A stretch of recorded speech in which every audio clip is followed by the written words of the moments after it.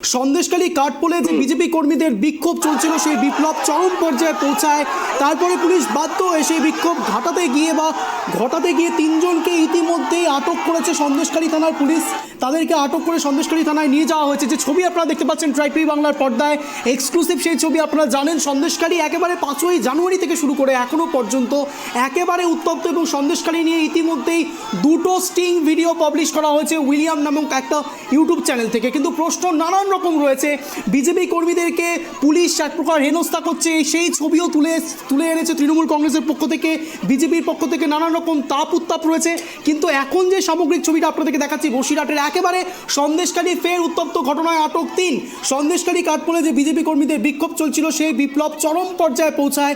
তারপরে পুলিশ বাধ্য হয়ে সেই বিক্ষোভ ঘটাতে গিয়ে তিনজনকে ইতিমধ্যে আটক করেছে সন্দেশখালী থানার পুলিশ। তাদেরকে আটক করে সন্দেশখালী থানায় নিয়ে যাওয়া হয়েছে। আমরা আবার আলোচনা পর্বে আসবো। এই মুহূর্তে জয়দেববাবুর সঙ্গে কথা বলছিলাম। জয়দেববাবু,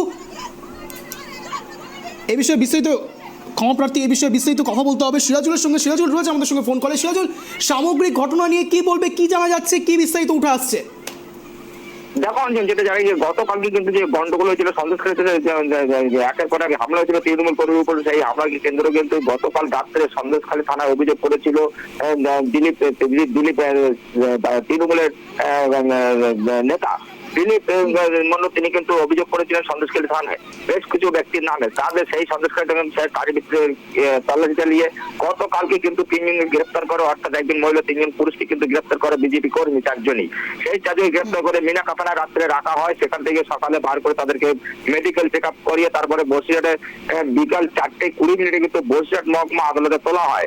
বিচারক তাদেরকে কিন্তু 10 দিনের পুলিশ হেফাজতের নির্দেশ দেন। রীতিমতো কিন্তু সেই মতো অবস্থায় কিন্তু আজ বিকালে কিন্তু সন্দেশখালী কাঠপোলে সেখানে কিন্তু বিজেপি কর্মী সমর্থকরা তারা কিন্তু রীতিমতো কিন্তু টায়ার জ্বালিয়ে এবং গাছের গুড়ি ফেলে রাস্তায় কিন্তু অবরোধ বিক্ষোভ করেন। সেই বিক্ষোভের মধ্যে দিয়ে কিন্তু প্রচুর পরিমাণে পুলিশ মোতায়েন করা হয়।